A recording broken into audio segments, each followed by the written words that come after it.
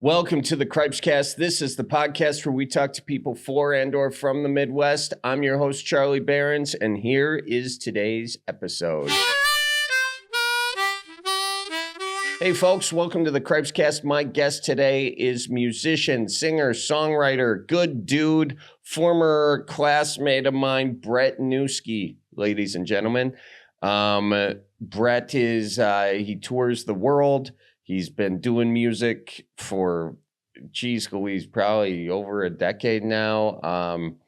Got some great tunes out there. Check him out, Brett Newski. He also was the ref in Dad vs. Ref video that we did. Yeah, he was also the ref in the Dad vs. Ref. He's a very funny guy. We're going to do another sketch coming up here soon, which we kind of riffed on this podcast, so that was fun. Deep tease. You got it. I didn't realize that you and Brett were classmates. Yeah, we went to Orchard Lane together. Yep. Yeah. And what kind of student were you in school? I was like tangential teacher's pet. In other words, not the teacher's pet, but like someone who just didn't want to piss the teacher off. So someone who, like, if the teacher wasn't there, would be down to clown, but like would always be afraid of getting in trouble. I was just basically always afraid of getting into trouble. That's so interesting. Why? I feel like I would have seen you as class clown for sure. Definitely not. And also like daydreamer. Daydreamer, yes. Class clown. I had my attempts. I wasn't naturally funny. Who was the class clown? There was this kid, Bradley.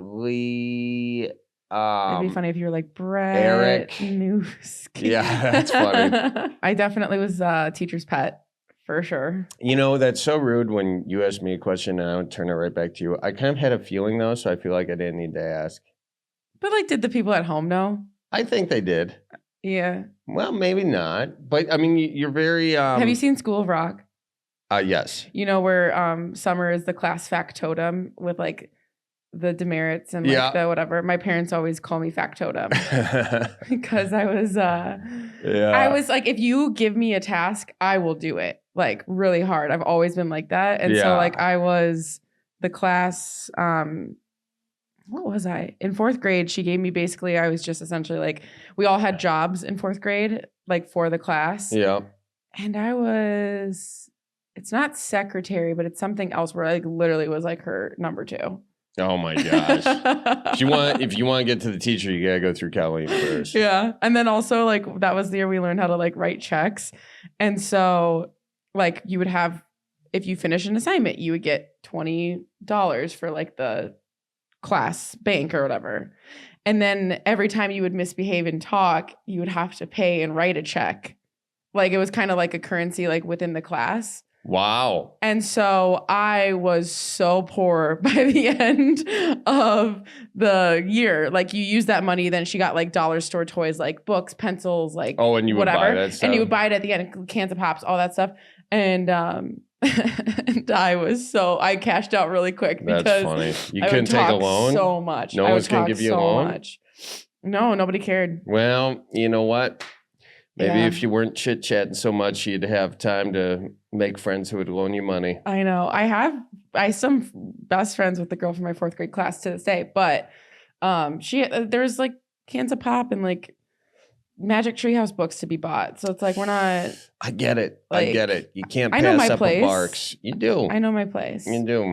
Well, I am happy that that hadn't traumatized you to the point where you're going to be talking about it on a podcast in 20 years. All right, folks. Well, that was a nice little catch up. Oh, really quick. Yeah. Tour dates. Tour dates, yes. So we're in Illinois this coming weekend. We got Bloomington, Peoria, or not Peoria, Joliet, Rockford. And then you go to Cedar Falls, Iowa. The next week you're going to be in Mankato, Brainerd, and Duluth, which I'll be at. Yep. If that gives people incentive to come through. Yep. They have so much incentive now. And folks, also, before we get into the podcast with Brett Newski, I just want to say that we are still raising money for Doctors Without Borders. The situation in Gaza has not really improved at all. If anything, it's gotten worse. And your money will go a long way to helping those, especially children. It's a population where half of the people dying or half the people there are kids, and many of the people who are dying are children, and they have nothing to do with this conflict whatsoever. Doctors Without Borders is getting the money to where it needs to go and getting the people to where it needs to go to help as much as possible. So we encourage you to donate, doctorswithoutborders.org. Follow them on social media at Doctors Without Borders. And with that, let's get to my conversation with Brett Newski. So we go back, man. Yeah, we went to second and first grade together. At Orchard Lane. Torture Pain Elementary. Do you think it was torturous? We did talk about that. Oh, yeah, we first did. grade, our teacher wouldn't let us drink water in the summer, like in the hot months. And this is like preschools having air conditioning and stuff. So kids would pretend to go to the bathroom so they could get water. I did that. Yeah. I did that. And I remember she would look out the hallway sometimes to see if kids were illegally sneaking water, and then they would get in trouble. I'm like, what the hell? Weird. Can a guy hydrate? Yeah. You know? That's dark. That's dark for a first grader. Like, first grade is so scary as it is to be, that's kind of like prison law at Orchard Lane Elementary. My favorite part at Orchard Lane was going through the backfield and catching grasshoppers. Oh, okay. Yeah. Oh, you just said, okay, yeah, like I was one of those kids. Yeah, I don't remember doing that, but I would pick the dandelions and then like suck the milk out of the bottom of the dandelions. That's even weirder, dude. That's pretty bad. Yeah. That's pretty weird. Yeah, that's, was it good? No, it tasted like weed milk. Yeah, it didn't have much taste. Yeah. Yeah. I hope they didn't put pesticides on that lawn. Oh, they for sure did. I mean, you and I are both fucked. Like, think about all the outdoor football we did, and I assume your dad was a lawn guy as much as my dad. Like, he was always working on his lawn. I'm sure there was crazy pesticides on there to make it perfect, Yeah, I don't really understand that. My dad was not.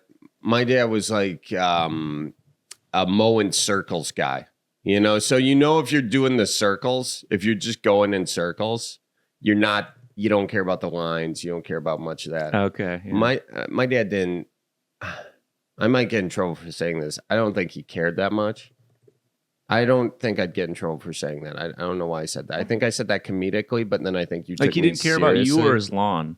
The lawn. Oh, the lawn. Okay. That's why I was saying comedically, but I think you thought maybe I was thinking me. My dad cared more about the lawn than us. Oh, that's nice. No, I'm just kidding. Yeah. But he was like amazing at yard work, but he would also use yard work as a form of disciplinary measure for us. So we hated Saturdays because we knew Saturdays was yard work day, and he would make us work on the yard for several hours and work in like inefficient ways for the sake of our own discipline as kind of part of that. Like, he'd be like, all right, you pull these weeds, here's some gloves. And I'd be like, Dad, can't I use this like weed pulling tool? He's like, you can't use that. That's weak. So he would like, it like built discipline. And now looking back, I think it was actually useful, even though it pissed me off at the time. He always like instilled like a good amount, like a healthy amount of like Midwest don't be a pussy culture, which I think is good to have.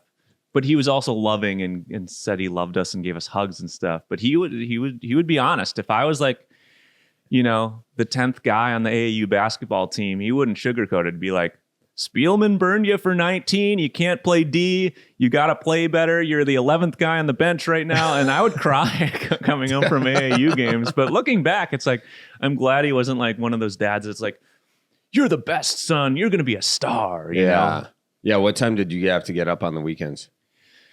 Well, we get, we would get like 30 minutes of grace time to play 8-bit Nintendo. Oh, nice. And then it was yard work time. My mom was like, she'd feed us a nice brekkie, but then it was time to hit the green in the backyard. I just remember like weekends, like it would be like if you were still in bed by I think like 7:30 or something, it was an issue. Okay, you know. So which like for a while I just thought was the normal thing, and then I got to college, and when I was on my own, and I would have to get up early, or I'd get depressed, feeling like I wasted the day. Yeah, like, of course. Yeah. Like if I slept till like 11 or something. That's probably good for your work ethic, No, I mean, it's got some benefits. It's also got probably some sleep pattern things because I wasn't just going to bed earlier. Yeah. But anyways, it's depressing to wake up late. Like when the alarm doesn't go off, you wake up at 10, you feel like I love getting up early because you feel like you're ahead of the world. Like not everyone's awake. You kind of get the world to yourself, even seeing the sun come up and you're drinking the caffeine drugs, and it's quite a buzz. It really is. So yeah. Are you a late night guy or an early morning guy? Early morning. It's You a are. problem because the band often plays late. We got to be up till 2 a.m, and I hate it. I hate being in bars late. I love bars. I like drinking beer, but being in late, it's a problem. Yeah. What time do you get up on your average day? 6:30. Wow. Yeah. Good for you, man. Good for you. I am not in that. I'm now in this phase. And I think it's because of doing comedy, where I'm up. My most creative time is between like 11 and 1 a.m. Really? Yeah. Okay. It's like I can write a lot of stuff at that time. Ah, okay. And then caffeinated or just straight up normal? Just Do people ever comment on like how jacked you've been getting? no. Okay, sorry. Not good for comedy. You think I've been getting jacked? I don't. I mean, you think look I like haven't always been this jacked? You might have always been this jacked, but this is the first time I've seen you not in a giant flannel. I guess so. Maybe I gotta show off the guns more. Maybe increase my following with the the younger gals and. It's not very fellas. Wisconsin of you. It's not. Doesn't fit the. Doesn't fit the brand. Yeah, It's not on brand. Yeah. Yeah. Yeah. I don't know. Maybe I'll do something with that. Maybe I'll get a cheese protein sponsor. Yeah. If the numbers start going down, just start drinking more gravy. It's very simple. That's a good call. Or go the other way. Go to gravy fans. Gravy demographic. I gotta believe Wisconsin is one of the highest consuming states of gravy in the U.S. I would think honestly, I want to say it's potentially not Wisconsin. I think it might be Michigan, because Michigan has the bridge in Windsor that goes right to Canada. And we all know that poutine in Canada, that's where the gravy train really is. Okay. So I wonder if there's a pipeline. But the gravy's probably taxed if you're coming over the border. You can't just bring Smuggling truckloads it, of dude. gravy. Sure you can. Yeah. Yeah, if you smuggle it. If the first few barrels are something like cocaine, they're never going to know you're bringing gravy over. Yeah. Cocaine. Yeah, okay. And when you say underground gravy train, do you think it's an actual underground, or do you think it's just like boards in the floor of the truck where the gravy's hidden underneath? Yeah, by underground, I mean like over the road. Okay. Mm-hmm. Yeah. So above ground. Yeah. Well, and not even a train, semi of sorts. Yeah, semi. So an above ground gravy semi, not but would be good if it were a train. Nonetheless, I still think gravy would be a great product for your merch store. Wisconsin has like a top 5 gravy consumer. Yeah, it's got to be. Charlie B's gravy. Do you like gravy? No. I'm not a big gravy fan. Yeah. No. Who I don't like poutine. No, it doesn't sound good. Poutine. Something wrong there. I think there is something wrong there. I mean, do you like have you had poutine in Canada? Vladimir Poutine? No, dude, do you know what I'm talking about, poutine? Is it gravy or is it cheese covered fries? Yeah, it's gravy covered fries. There's cheese involved too. Yeah, no, I'm not interested. Fries are, God love fries, but they're devastating. Like I'm sure you've had a fry blackout being from Wisconsin, at a supper club. You just wake up, all your fries are gone. It's a tough feeling. Like it takes the whole day to bounce back. Imagine if there's gravy on top of the fries. Like that's not a joke. Yeah, I don't know. I mean, I feel like I'm losing a whole Canadian fan base just talking smack about poutine, but I just don't like it. Do you have a decent following in Canada? Not anymore. Yeah. Yeah. No, neither do you, by the way. So all right, that's a bummer. Let's chit chat about music. You got you've been in this business a long time, and you started in very unconventional ways. Between exits. I mean, you went to Vietnam. Where did all this come from? So I was in Madison, Wisconsin. I had a band there, and then that kind of fell apart. Like, it just wasn't fun. You know, people go to college and all your friends move away, and just the band was no fun. So I moved to Vietnam. Like, that was just, I was just like, I'll just get a backpack. I can live on $5 a day and travel around Vietnam with a guitar and book like makeshift gigs, and I did that, and I ended up just loving it so much. You're just gonna have to not speed over that whole decision making process. How old are you, and where have you been in life to this point? Because this is a very interesting decision to make. Yeah. So the more the time goes on, the more weird it seems. It felt so like the thing to do, like normal at the time. Like, yeah, I'll just move to Vietnam. Why not? But I had been working in basically a bar band in college. You know, I stashed some dough aside, and then I traveled all around Asia, and Vietnam was just like my favorite place that I stopped on the trek. So I was just like, well, I'll try to live here for a year. It's cheap. I have tons of time to work on art. I have access points to all these weird, cool places in Southeast Asia. I can travel. I can get flights for $25. So I remember vividly sitting at a cafe in Saigon, like with all the thousands of motorbikes rushing by. You're just breathing in gasoline, you know, drinking the demon toxic Vietnamese coffee, which is super strong. It's like crack. And I called my dad on Skype at the time because Skype was big. Oh, yeah. And I was like, hey, Pops, I really want to try living in Vietnam for a year. I can work as a guitar teacher. I can play in a couple different bands. I can hustle some voice work. And much to my surprise, he was just like, yeah, man, go for it, you know? And he was really supportive. And surprisingly, my mom was too, because she worries big time. And I ended up staying for 2 years.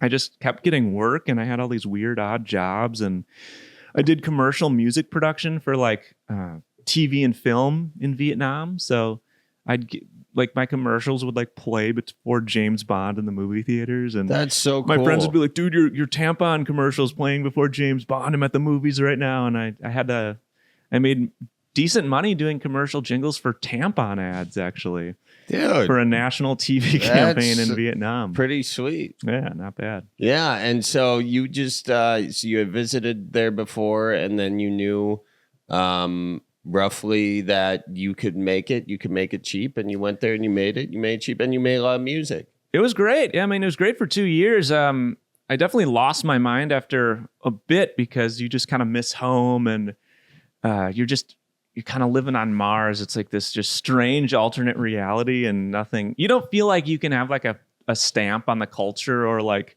really fully integrate into the community. You know, it's like, I wasn't going to learn Vietnamese. It's full on. It's tough. So, it became time to move on. And wait, you lived there 2 years. You didn't learn any Vietnamese? I mean, 10 basics, Xin chào, come on, đúng rồi.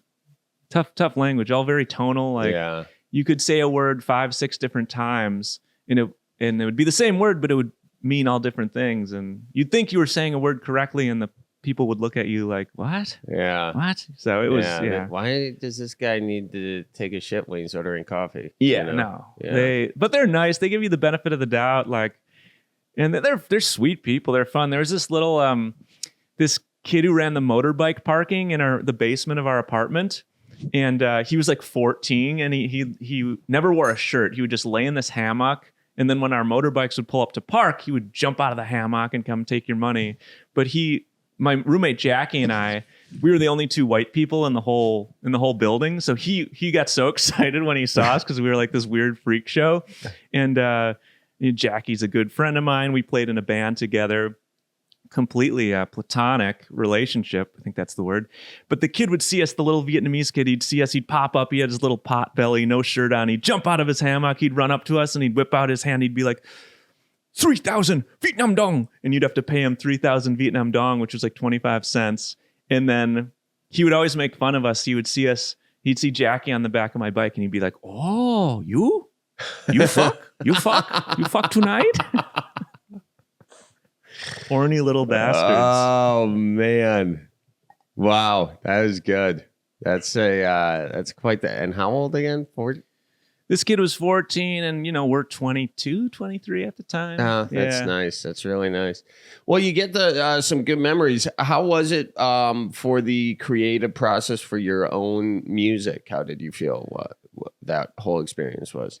I thought it was really good. I mean, the big thing with creating stuff is just time. You need time. Mm-hmm. And I never had time in the States at that, because I'm just I had 6 different weird odd jobs. I was just hustling all day to kind of make ends meet, At this point, making $7 an hour, $6.50 an hour.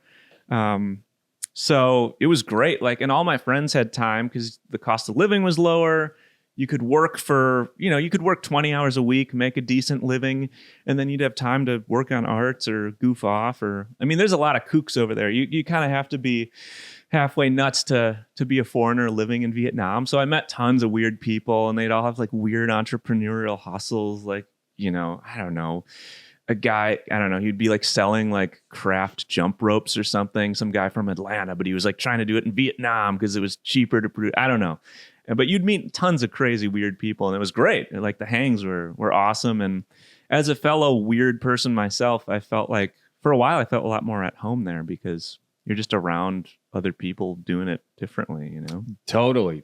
But eventually you decided it's too weird for too long and you had to come back. Is that basically it? That was the worst mental health of my whole life, trying to get out of Vietnam and because I knew I wanted to do music full time, but not from a teaching guitar perspective. I knew I wanted to make my own records and tour on them and sell them out of the back of my car at shows and stuff. And that wasn't going to happen living in Asia. So I moved back to the US. I just I got in my car and just started doing shitty tours all over America. Just DIY tours, playing punk squats, basements, weird house parties, attics like this, but not nice. This is a nice attic, pizza boxes, Bud Light, crusty crust punk hipster houses where I would make $51 and sell one record. But I was hey, that was more than I made in my internship. So that's a good start. And, you start to make a little more dough each year and it starts to make more sense. You cut out the crappier gigs and then you add better ones and you kind of, how that goes. You improve your circuit. Yeah.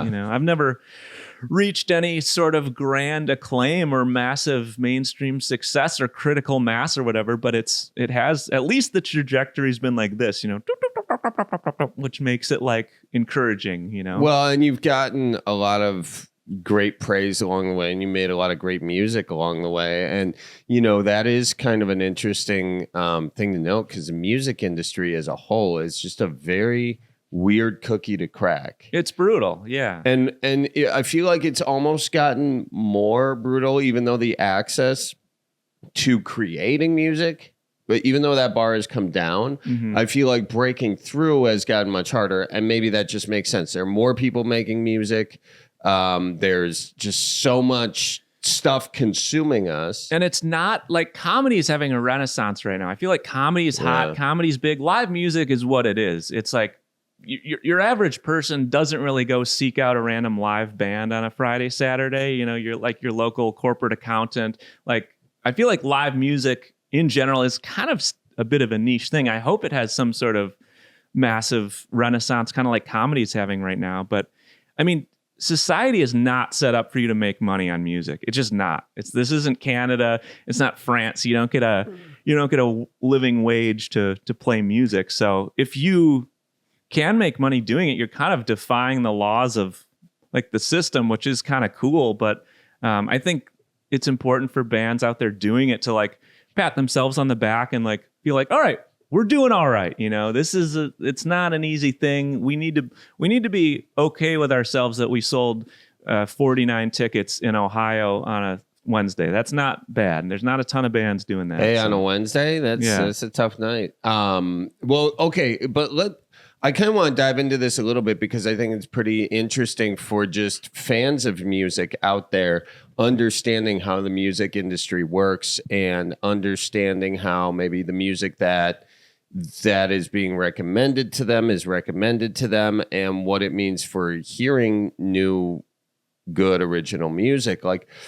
the way the music industry is set up, to my understanding, having only dipped a toe into it, is that you can go one of two ways. You can create a traditional album and you can push it and try to get record sales for that, and vinyl sales. Vinyl is coming back, and CDs. People are still selling CDs, even though most people don't have CD players. CDs are toast. I think they're done too. Yeah. Okay. And then the other thing is you can put out merchandise and all that sort of stuff, but then it's getting it on Spotify or Apple Music. But really, the success of a lot of these things is dependent upon two things. One, either your social media presence, or two, your ability to know somebody at Spotify or at Apple to get you on a playlist. Is that accurate? Yeah, I think that's definitely partially true. I mean, we've never cracked the algorithm on Spotify. So we've never been one of those bands that can just like put out songs and it reaches like 500,000 people, you know? So that can be discouraging. And, you know, I mean, there's still gatekeepers, as much as we want to think that you can just do everything on your own without a gatekeeper, you know. I mean, it certainly helps to have somebody who's a champion of your work on the inside at the Spotify offices. But, you know, there was that article that came out a couple of years ago that Pharrell, it was like you get $4,000 for 1 million plays was how the math equated to, which, I mean, it's just not sustainable. So, I mean, we get our little $50, $100 checks from Spotify. We never expect anything from it. To us, that's just found money. Because it's what it is. It's like it's not going to be a factor for us. So we got to go out. We got to play live. We really have to. We live or die by the merch table. We have to sell shirts. We have to sell records. I mean, that's just so critical. And just I feel like fans and listeners have more power than ever on like bands and comedians. It's like, you know, if you're playing a small club, 2 or 3 or 4 extra ticket sales, like that goes a long way for the band, you know, and those people all buy a shirt. It's like, that's a palatable difference and also a boost to morale, you know? So, yeah. So we appreciate people who come out. It's huge. Yeah. Coming out and supporting. So when you say also, that CDs are done, that I just bought it. How many did you buy for your? I mean, I bought some because, you know, I was advised to. But I was also like, who even listens to CDs? I feel like people are buying the CDs. I feel like they have a low cost, like $1, you know? But I just feel like that ends up adding a lot of plastic to the ocean at some point. Oh, it's a Frisbee. I know. But so there's just no market for CDs, or do you even print CDs? I mean, we have up until now, and even 3 or 4 years ago, like pre-Pando, they were still going all right, where it was like still worth printing them, or we'd do a run of 1,000 or something. But now it's like we'll sell a couple maybe at a show. I guess maybe the last phase of 90s cars that had them is phased out. I know. Those cars are in the junkyard, and that might literally be the difference of people buying our CDs or not. I think that is it. Yeah. I mean, because now you have to wait for CDs to get old enough to be cool again. Like, do you think that's going to happen? No, because there's something very nice about a vinyl, the sound of vinyl. CDs never had that. And the jewel case, you just want to smash it. You know, you want to. We call it roadside records, where you take a CD out you don't like, you just throw it out the window. Roadside records, sign them to roadside. Oh, that's funny. Goner.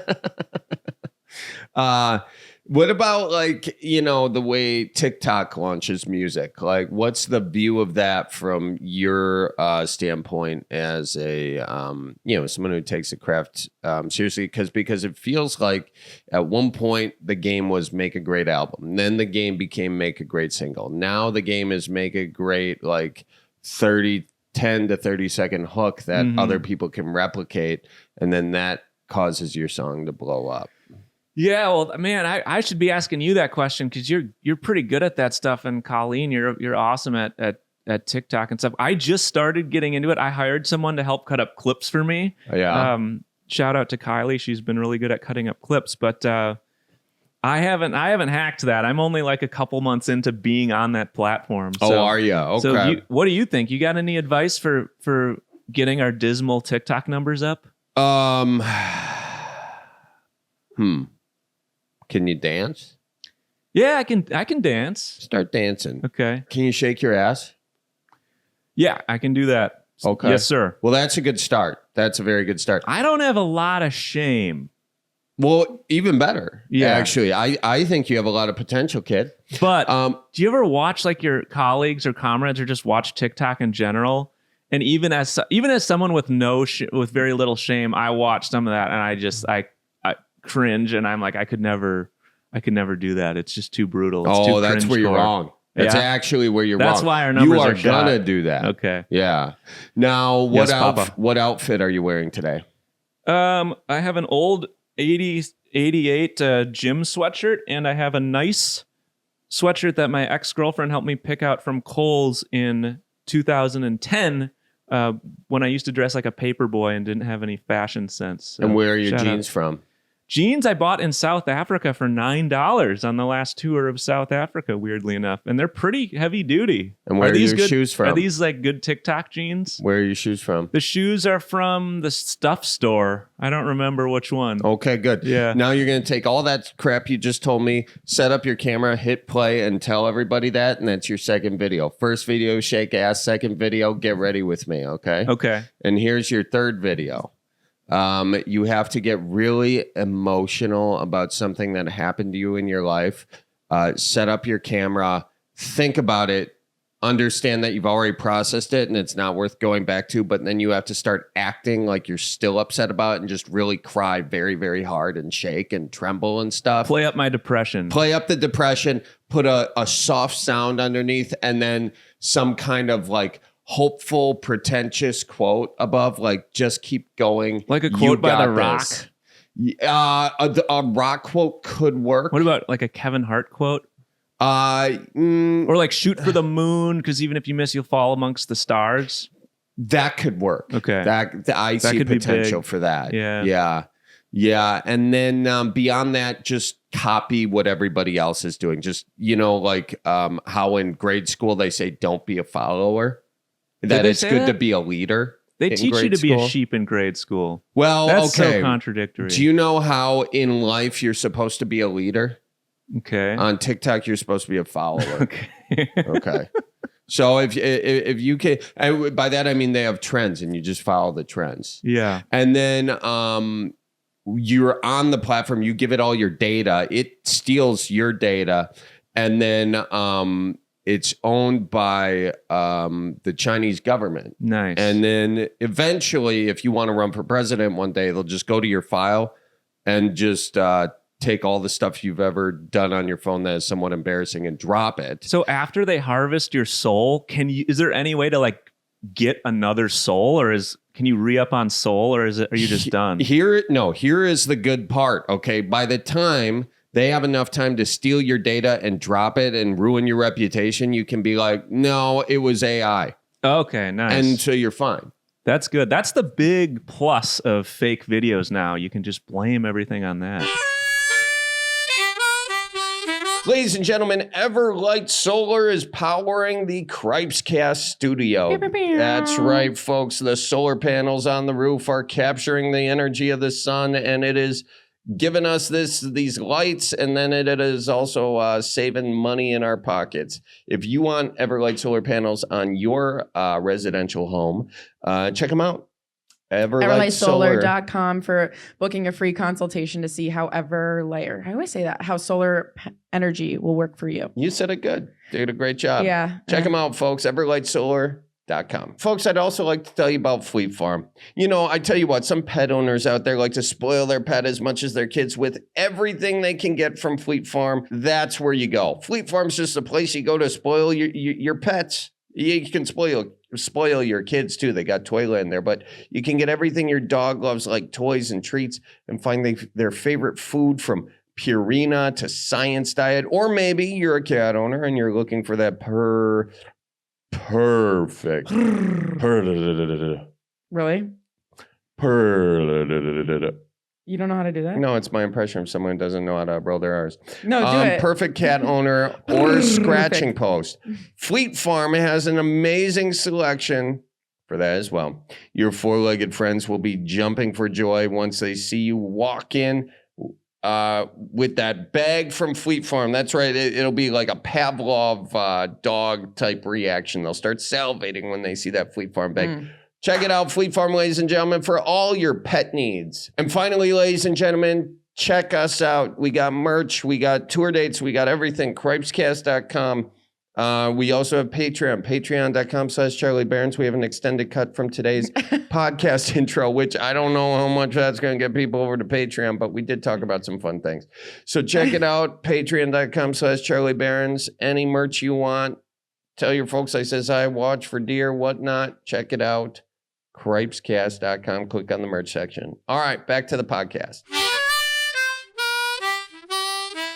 You know, another thing I wanted to talk to you about is the book you wrote. Chicken Soup for the Soul, or the other one? The other one, the one about mental health. Oh, yes. And it's a longer title, and what is the title? It's hard to be a person, defeating anxiety, surviving the world, and having more fun. You can see why I had a hard time remembering that. But you got good praise from that. Hit the keywords. You got, I mean, you know, I put a quote on the back. Yeah, of that that's right. sucker. Thank you for doing that. Yeah. It's gotten me tremendous scene cred. People are like, well, I'll take it to bookshops, like, see if they want it, and they'll look at it. They'll be like, oh, it looks pretty cool. I don't know. And then they'll be like, ooh, Charlie Barron's approved. I'll take 9 copies. Oh, shut so up. Thanks. Shut up. Thanks. Shut up. You're making me some bonus change. The other thing is you sold out of your first print on that. Did you not? Yeah, we've sold through actually 3 pressings of it. 3 pressings. That's pretty cool. What made you want to write this book for folks who haven't seen it? They want to take a look. See. It started as a complete joke. It was like just like a Pando project, like doing drawings, kind of making fun of my own depression or anxieties with like little jokes with hopefully like a tidbit of something useful in them. But my girlfriend at the time, Anna, she was like, hey, you should make a book out of this. This is like this could be something. And so I just kept going. I kept making drawings, kept trying to write little dumb ham-fisted jokes around it. Cause I didn't want to be like, I didn't want to like pound wisdom down people and be like, you must do this now. So it's like half ham-fisted humor and half like utilitarian, like useful things that have made me feel like less of a nutcase in my head or helped me chill out over the years. And yeah, by the end of like 3 years, I had enough drawings and jokes to make a book out of it. And now it's a book. Now, have you kind of, because you got like scotch of the anxiety situation. Oh, yeah. Scotch of the depression situation. Oh, yeah. Scotch of anything else? Well, probably. I mean, they say, I don't know. More anxiety than depression, but when I get the depression, like my vision stops, like I can't see color anymore and everything's just black and white. But these days, I have a new girlfriend recently, and that's been helpful. Gets you out of your own head, you know. Man. Congratulations. So the depression is definitely less, and also not being on tour. I feel like going on tour, as much as I love it, and as much as it is rewarding and fun, and I love the challenge of it, it is like the number one cause of my anxiety. And it's nice to not be on tour, and that puts me in a very weird predicament because my job is the thing that causes me the most mental health issues. That's interesting. Is it just a sleeping aspect, not getting enough sleep, or is it just like needing to perform at a high level every night? Like what's kind of the root of that thing, you think? I think the root is like, do you feel like you have like a stimulation-o-meter where it's like you can only be in public and around like a ton of stimulation so long before... Anyway, that's how I feel. Like my body and my brain shut down. After a while, I get so burnt out that if I see people like coming up to talk to me, or if I'm in a room with just too much stimulus, like my brain stops working, and I can start to feel it physiologically, and like the anxiety kind of manifests in my fingers and my toes, and a lot in my neck and my chest, like where the vocals are, and then I start to worry about voice loss, and then I like feel like my brain puts me in kind of like a straitjacket, and I can't and then I have to go like take a nap or sit in a corner for an hour. Yeah, I think I definitely understand that. I got done doing a show last week or whatever, and my buddy Adam Grohl was there. He's like, he had a buddy that wanted to go to this bar, and I physically couldn't do it. Of course, yeah. I couldn't do it. Not because I didn't want to or whatever, but I was at my max level of because you have a lot of first conversations, right? Which is great, and you always love meeting people, and you meet fans, or you meet other peers or whatever. But and I think this is something that's not just unique to people in the performance. It's you can only have so many small talk is kind of doesn't just define it, but really a first conversation of you don't know if it's going to last 1 minute or like 10 minutes. Yeah. And you just can't tie your boat to another dock like that. And sometimes you feel like you're bored in the conversation, thus you're worried about like the other person being bored. Yeah. Even though they might be excited to talk to you, they're like, "Oh, where were you on tour last night?" And then you're like, in your head, you're like, "Oh, I don't know. I can't remember. Kansas City. Am I boring you? I don't want to let you down socially." There's pressure to because we're so grateful for anybody who likes our stuff in this deal, because it allows us to do the thing that we've always wanted to do. Of course. And then so there is that pressure of, am I treating them good enough? Yeah, I worry about letting people down so much to a fault. That's kind of a classic problem for people. Classic Midwest people pleasing. Yeah, there you go. Oh man, do you deal with much depression or anxiety much? What's your kind of brain? Oh, I got a hodgepodge. Yeah. I got a whole hodgepodge. I mean, I can. I got some. I got some. What do you call it? Some topography in the brain. Mm-hmm. Where it can go up. You got some mountains, some valleys, some these little gorges. What do the gorges look like for Charlie Behrens? Try to jump over them, but sometimes you miscalculate and you go down them. Don't dodge the question, Behrens. I just did. What are you doing? This isn't your podcast. Great dodge. I'm used to hosting. It's great to not have to host. How do you think I'm doing hosting? Pretty good. Yeah. You're judging it? Oh no, I'm just trying to not bomb. You're not bombing. Honestly, I'm really enjoying this. Oh, and we have some time. I'm going ice fishing. As you start to text mid-convo. I wasn't texting. I was looking at the time. I heard you going ice fishing with your uncle. Yeah. But not for leisure. No, I am going for leisure, but I am also attaching some work aspect to it. That's not leisure. What percentage of the ice fishing do you film versus get to turn the camera off and just chill? I haven't... Are you saying on a typical ice fishing venture? Yeah, this one with Uncle Behrens today. My Uncle Joel. I'll be able to chill for a good few hours. Nice. Which would be nice. The video I'm showing is it's Get Ready With Me. Okay. TikTok classic. That TikTok I was just telling you about, I'm doing it, but I'm doing a parody of it.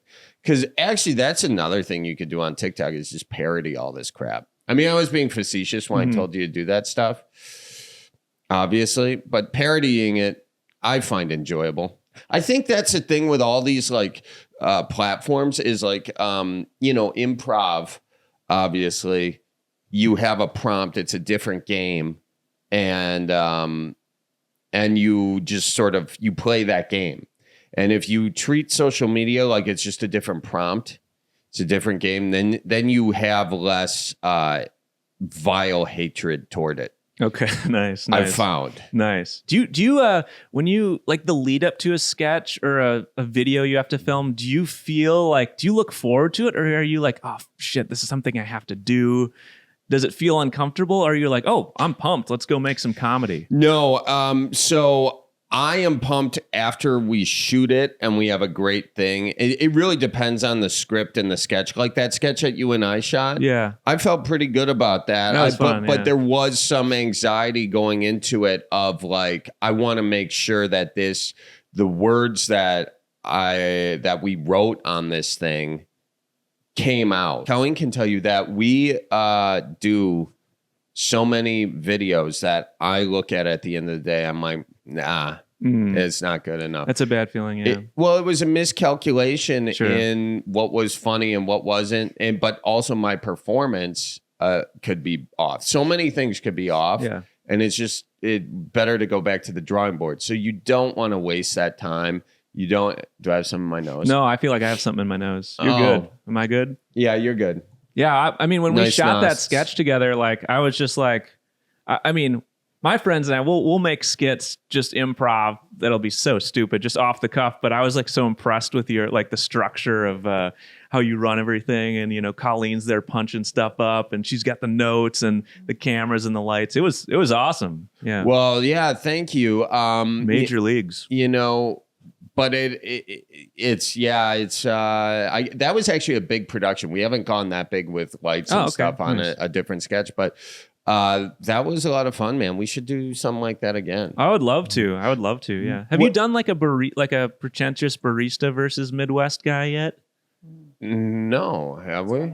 You look like a pretentious barista. Can I be the barista? Actually, a couple of years ago, a girl I really liked told me I had a prick face, quote unquote, and that was tough. I liked this girl, and which prick face, that sounds like a level up from resting bitch face. So I can play the pretentious barista. And let me just say, I was not trying to insult you. I'm just saying you got a coffee. No offense taken. You could quaff. You could play up the I mean, okay, let's be honest. Tell me the difference between a pretentious barista and a musician. You know, a pretentious barista is trying to look like a musician. So you are a non-pretentious musician, but you can also play a pretentious barista. So I'm hired. And now I'm going to have a bunch of baristas pissed off at me. You lost the Canadians and the baristas. I lost the Canadians and the baristas. I'm not saying all baristas. Pretentious baristas don't know they're pretentious. They're not listening to this. That's true. You know what I mean? They're like, that's not me. Yeah. And if you're offended by this, then like you're the problem. Yeah, you're safe. I mean, it's a great, beautiful blind spot. So we're good. Well played. That's a funny bit though, barista versus dad. Yeah. Like you'd play dad character going in to try to get a drink. And then like it's like we don't have to do Starbucks, but it's like all the different sizes. Yeah, I just want a black coffee. You just want a gas station coffee? Yeah. That's I wrote it gas down. Station coffee. Okay, yeah. We'll write it out. And I want to do this where I come in and I say, hey, how are you doing? And you go, actually, I'm not doing so great. I'm like, I wasn't seriously asking. Yeah. I'll do a coffee black, you know, or something like where I just take all the normal things you would say to a barista, and then you would just find a way to make it a whole deal. Oh yeah, you're gonna hate me. It's gonna be great. This is a great idea. Thanks. Yeah, let's. And do then it. you just go through all like the different blends, and you give it such like personified, like this Venezuelan blend is like you can just really make it super dramatic. Yeah, it could just like it feels like a slap on the face, like at a walk on the beach. Yeah. And then it just cuts to me like. We don't have half calf. Yeah. This is gonna be good. Yeah. Actually, that happened to me once at this really cool coffee shop in Walker's Point. I was like pretty jacked, but I still wanted the afternoon buzz, you know? And I was like to the barista, he had like a ponytail. He kind of looked like Fabio, and like his chest hair was poking out. He looked really cool and like coffee-ish. And I was like, hey, could I please get like a half calf, cappuccino? And he just looked at me pissed off. He was like, we don't have that here. We don't do that. And I was like, well, do you have anything like, and then he goes to his barista. He's like, hey, Jamal, do we have any lighter? Like, can you make a half decaf, half regular? He's like, oh, like a half calf? And the guy was so pissed. And I was like, yeah, Jamal, I'll take the half calf. Right in his face. Oh, that's funny. Mm-hmm. Hey, well, I want to talk about the Milwaukee music scene. Sure. And kind of like, you know, you've been in and out of it physically, you know, but you've kind of been, you know, a staple of it for some time, you know, and how do you feel like it's evolved over the past few years, and where do you see it going? I mean, I think it's a great time for the Milwaukee music scene. You know, there's this whole batch of younger kind of indie rock bands that, you know, they all go to each other's shows. They play at each other's shows. They're selling out Turner Hall. So that's really cool. And they're hitting it at the right time. Like the kids in their 20s, they're going to shows every weekend. So I think live music in that sense is stronger than it was than I think maybe I was coming up, or when I was in my early mid 20s. I was always on the road, so I never felt like fully a part of the music scene. I was always kind of popping in and out, and I don't know how locally how people, how sometimes when you leave your hometown, you never know if people are going to root for you or be like, I secretly hope you fail. Yeah. And that could just be my inner anxiety, just making that up. But I don't know. I feel like I'm kind of one toe in, one toe out, but there's a lot of talent in this town, and it certainly seems like a good time for it. That's funny. I guess I don't view you as one toe in, one toe out, but maybe that's just an outsider perspective, because I feel like, I hear you on, the radio, 88.9, and then when I'm having conversations with people about great Milwaukee musicians, you're usually part of that conversation. Oh, cool. It's good to hear that. Yeah. But do you see that Milwaukee could, like, you have Chicago, right? And that's obviously a great scene, almost similar to Nashville in terms of country music. You have Chicago kind of has its own unique identity when it comes to music and all that sort of stuff. And maybe I'm thinking of it with comedy now as well, but sort of the performing arts at that standpoint. And then you have like Nashville to Memphis. Do you think Milwaukee has a relationship that could blossom into like Chicago, Milwaukee in the same way Nashville, Memphis? Like an alliance? Well, almost like they offer something unique, or something I think Milwaukee offers something unique. I don't know if like the rest of the country sees it that way. You know what I mean? In the way the rest of the country sees Memphis is like. Sure. Yeah, I think Milwaukee and Chicago, I think they have like a beautiful thing with like that just hardworking, salt of the earth, blue collarism. And I think that translates into the music as well. I think there's a lot of good kind of crunchy, gritty rock bands, like imperfect, kind of damaged sounding music. And that is like, I think when people think of Milwaukee, they either A, have never heard of it, B, think of it from like Wayne's World or think of it as a joke, or C, don't know what it is. So I don't know. That's exactly I guess I just said A and C. But like Buzz from Home Alone, A, 2, yeah. C. I don't know. That's a great callback. Yeah. So great reference. But to that point too, it doesn't seem like any bands really blow up anymore. Maybe one or two a year are kind of like indie darlings that really explode nationally. So I think music is recognized locally and regionally. Like we try to like, I feel like we do really well regionally, and then we do like a national tour once every other year, and our shows on the coasts, some of them are good and some of them aren't good. But I don't know if Milwaukee like has a brand on the map where people think of Milwaukee. I think people still think of the Violent Femmes because they're like the biggest band ever come out of Milwaukee. Yeah. And they're a great representation of the town, just like a really like crusty kind of lo-fi, PBR drinking band, like folk punk. So yeah. That's cool to have that. But I couldn't tell you the last band to really break out of Milwaukee on like a national or international scale. I don't know if that really happens anymore. You've opened for the Violent Femmes, haven't you? Yeah, they've taken me on tour a few times. What's that experience like? Oh, it's amazing. Yeah. I mean, it's the best to like, be the support band. It's like, all I have to do is be on time, not piss off the headliner, and not play over my time limit. It's a great gig, So I get up there, I play for 40 minutes, 30 minutes some nights, sell a bunch of merch, go hang out with people, have a PBR with people at the merch table, and all the pressure's on them. So there's not really any pressure on them. They just show up and there's 1,500 people there every time, no matter what. They've got it made, Yeah, that's pretty cool. So. Is the what are your kind of plans going forward here musically? What are you guys working on right now, and where do you where's your hope to take it? Because I had another question I want to ask, but I'm gonna get to that after. Okay. I'm just thinking out loud right now. Yeah, well, I think we had such a hectic year. Like we played 100 shows all over the place on some different continents, and I just coming home and like having lots of time on my hands for the first time in years, you start to get these little creepings of existential, I don't know if they're crises, but existential worries of like, oh crap, like this job is like probably going to get harder as I get older and like less durable and less immune to BS. And then I worry, it's like, man, can I really be like touring like the grunge circuit in Germany when I'm like 49? That sounds like, I don't know. These are all useless worries really at the end of the day.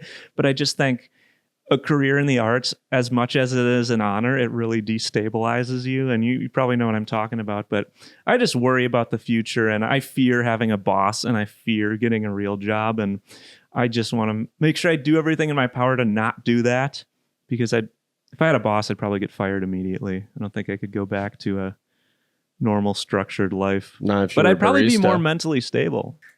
I might be a barista. That's what's up, dude. You would not get fired as a barista looking like that. Doesn't matter what you do back there. I'd be so jacked on caffeine. I got a problem with this stuff. Do you? Is caffeine your drug of choice? It's my vice. Yeah. Is it? Yeah, big time. You got to have a vice, not the worst one. How many cups of coffee are you having in a day?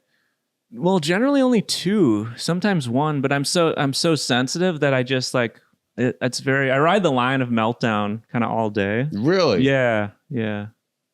I don't know. I hope I can live a long life. I just feel very sensitive to the environment, and I hope I'm not like a mentally tough person when it comes to like medical stuff. I feel like I'm tough mentally, work-wise, emotionally, but hypochondria, I start getting things in my head like, oh, I got this knot in my finger. What if I'll never be able to play guitar again? I have early onset arthritis, and then my brain spirals. I don't know how. That's good, man. Yeah, I got that too. Oh, you got that too. Yeah, nice. I can just go. That's one of those gorges, you know, and you just go deep down it, and then you got no choice but to just climb your way out. Yeah. Do you think part of yourself is like romanticizes the struggle and the pain a little bit? Subconsciously or not? I'd hate to think that, because I feel like I did not pop off from I didn't get a lick of a following until I was like 30. So I spent a lot of time kind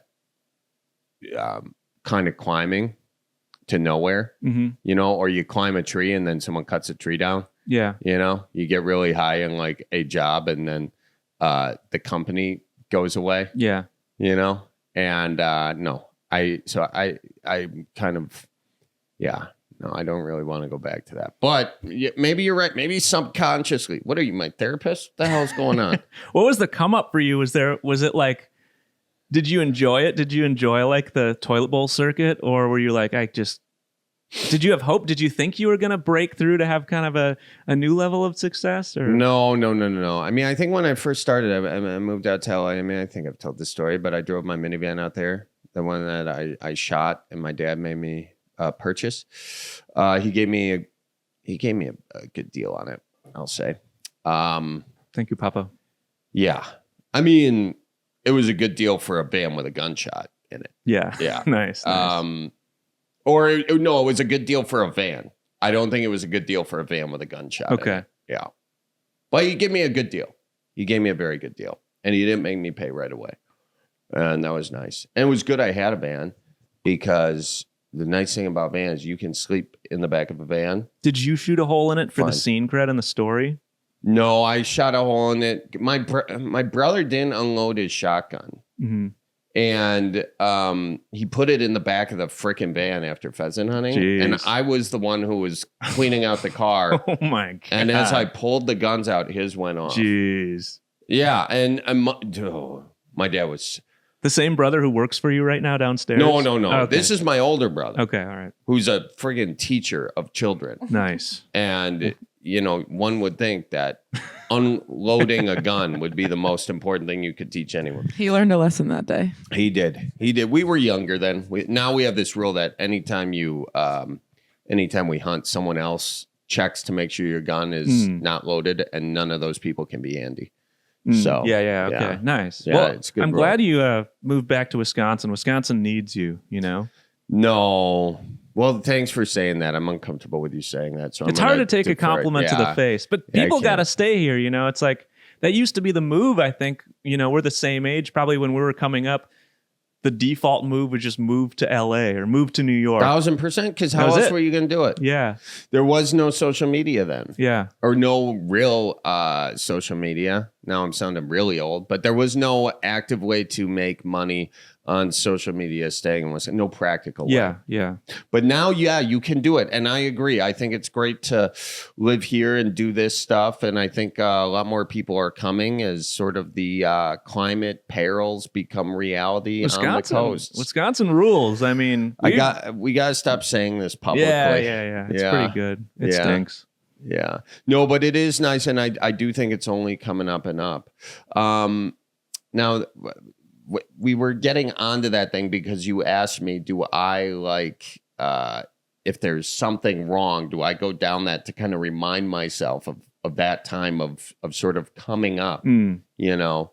But I don't think I didn't, you know, I had a pretty good come up. You know what I mean? I mean, I wasn't, I didn't have a lot of money, but I was never dead broke. Yeah. You know?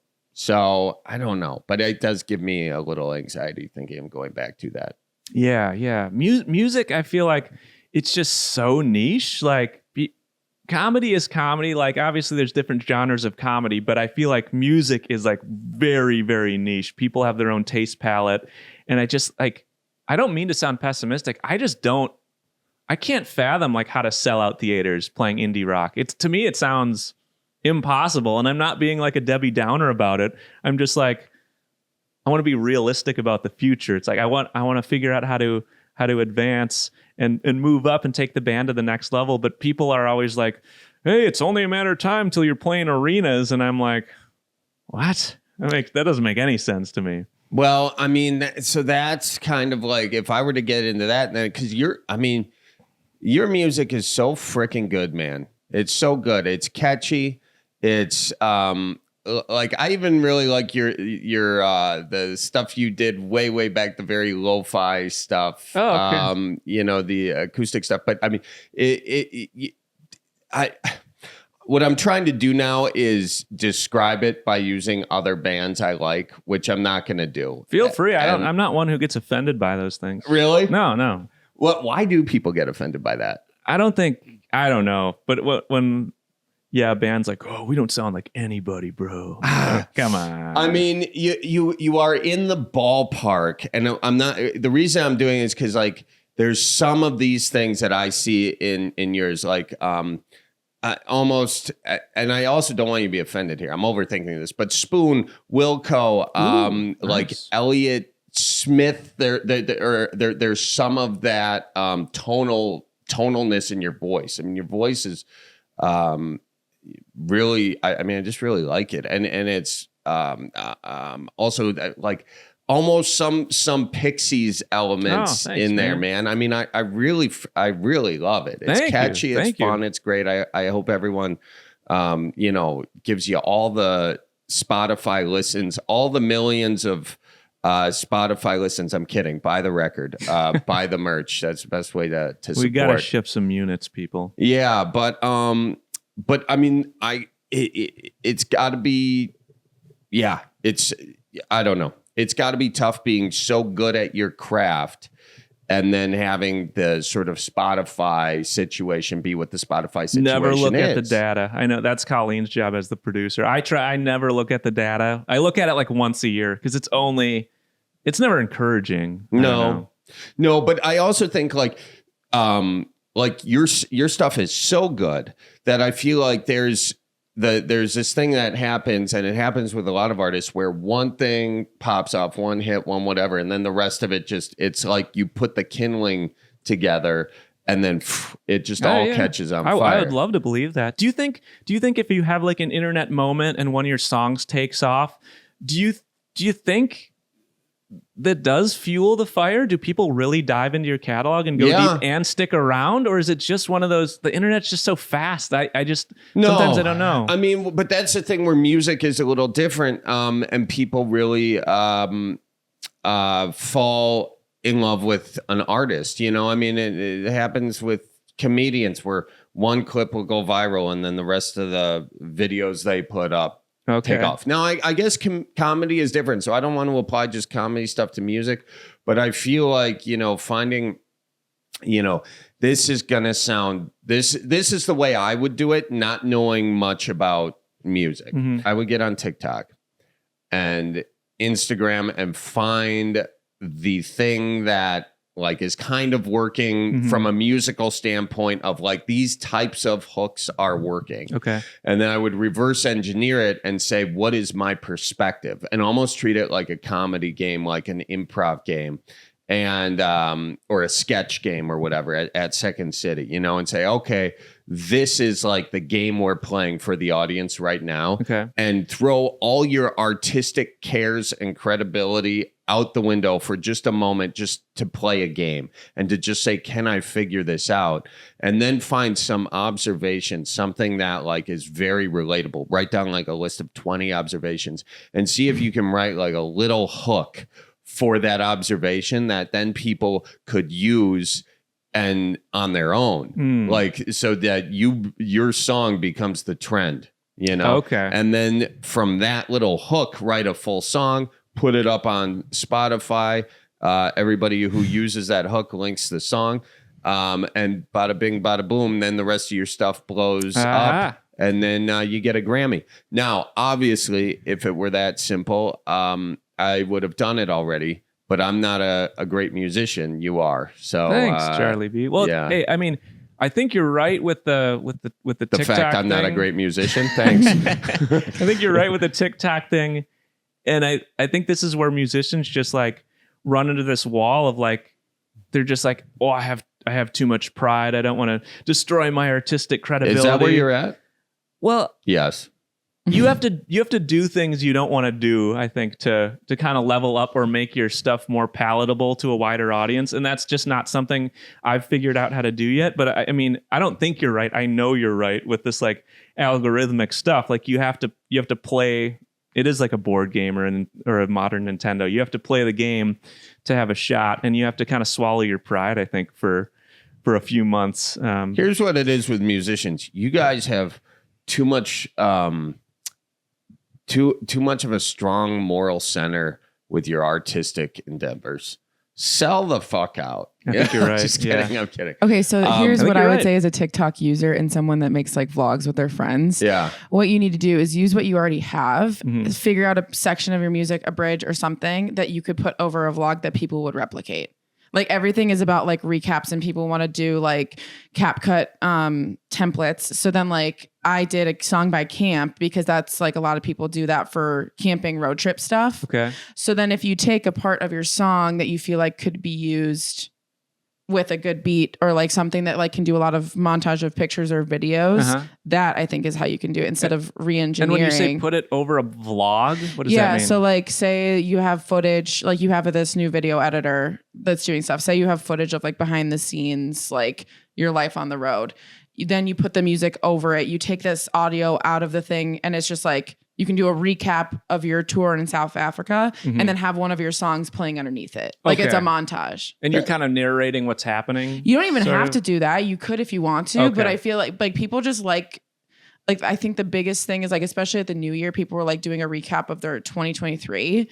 So they would do like a song that had like a really big build and then like people would literally make videos to show people how to make it so that you could do a recap. So it's like essentially you could do a video if you want where you talk over it, but you could also like let the song take off and then like use that as like so a way to narrate it. You kind of want the song front and center. Yeah. Yeah. So you don't want to talk over it necessarily. Okay. That's what I would do. That's good advice. That is good advice. Smart person. She is. Gotta why are you saying right away? I'm just kind of like, why haven't we done that? Yeah. Do you have a song that we can do that to? We can, wintertime in Wisconsin. We can do one that. of my songs. Literally. Please, I'm a coward. Take it from me. That's funny. You're not like, that's not your vibe though. No, I know. I haven't done. See, half this stuff I'm doing, I hate TikTok. I hate it. He hates trends. He hates. I've literally told him to do a Get Ready With Me video for years.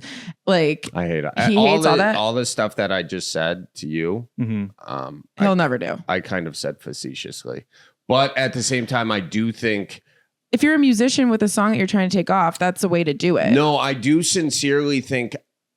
I know. So what I'm trying to say is like the idea of doing it is annoying, very much so annoying, and you don't want to do it.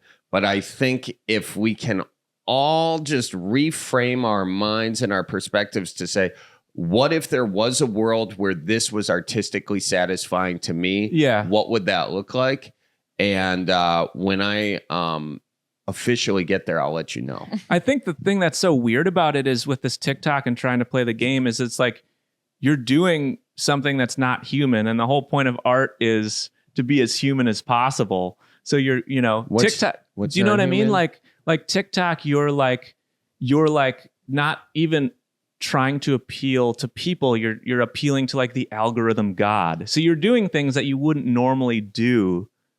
True. Does that make sense? Well, to some degree, because the algorithm doesn't survive without people currently. Wait till the robots are in the mix. Yeah. But the algorithm needs users to find it compelling and all that first. So it's almost like the algorithm is promoting things that hit people emotionally and or something very fast. Yeah. So it's just seeing, can you entertain people very fast and sustain? Yeah. And so I think in that way, it's just reframing how we're looking at this.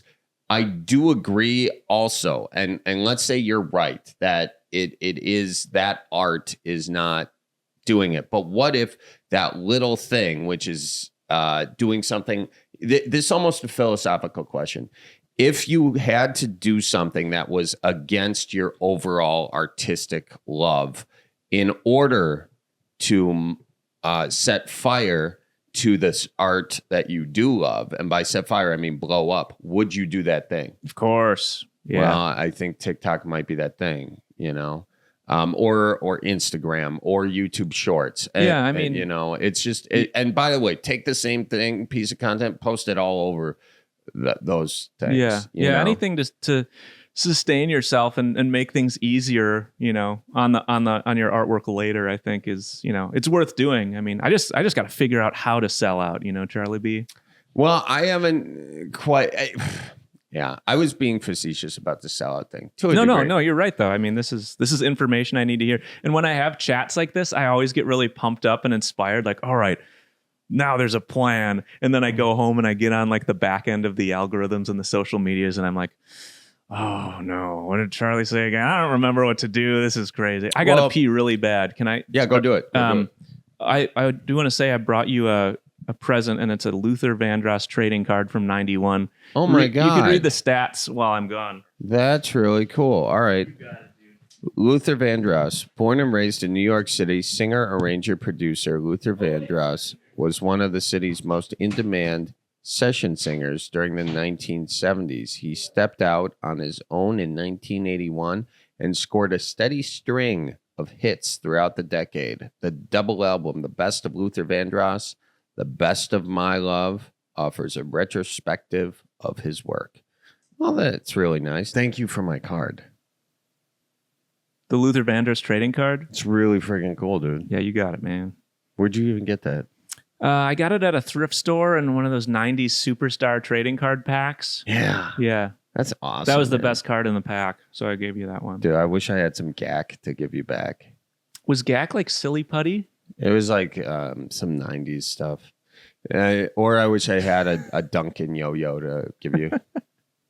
So what about NBA Jam for Sega Genesis? That'd be cool. I was more of a Madden guy on Sega Genesis. Madden, okay. Or Sonic the Hedgehog. Sonic was big. That was the last system I ever played. Oh, no.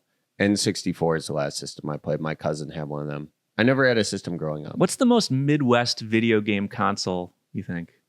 I think an N64. Really? I was going to say Sega, but... It could be Sega. I don't know, man. I do not... Are you big into video games? I used to be big. I haven't played in decades, but yeah, I could get into it. I could see you being a former gamer. I could sit here and chit chat and bullshit with you all day, but we gotta go. I gotta go ice fishing. You gotta go figure out the TikTok algorithm. But let's shoot this sketch, dude. Yeah, that'd be very let's fun. do it. It was fun having you on, man. Oh, great to see you, Thanks. Charlie B. I love you. Thanks for hosting, back, brother. Be good now. You too, my dude.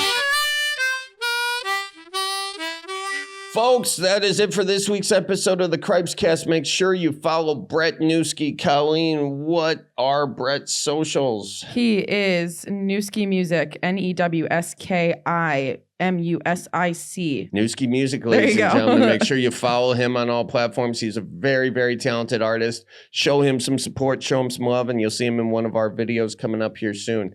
All right, that's it for this week. Everybody keep her moving. Watch for deer. Shout out to Kelly Maraca, EPing this sucker. Shout out to Hannah Milos for editing. And shout out to all of you for listening. See you next week, guys. So roll out the barrel and get the band brewing. Life's got you down, just keep her moving. It's on Wisconsin, the Badgers say it's the old Wisconsin Jubilee. You know, sometimes when you're ice fishing, you put your foot in the walleye hole and go ass over tea kettle and you think you're done. No, you gotta keep her moving.